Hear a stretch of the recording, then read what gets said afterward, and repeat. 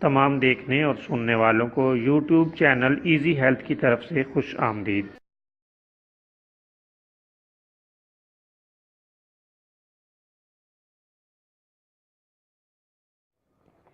پیارے دوستو، آج کی اس ویڈیو میں آپ کو بچوں کی پیچش کے حوالے سے ایک عام اور سادہ نسخہ بتایا جائے گا۔ آپ نے 3 گرام سونف اور 6 گرام گلقند لے لینی ہے۔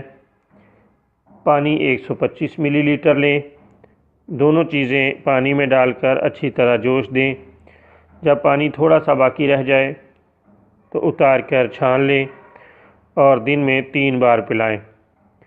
خدا کے فضل سے ہر طرح کی پیچش دور ہوگی اور اس سے پانی کی کمی بھی نہیں ہوگی۔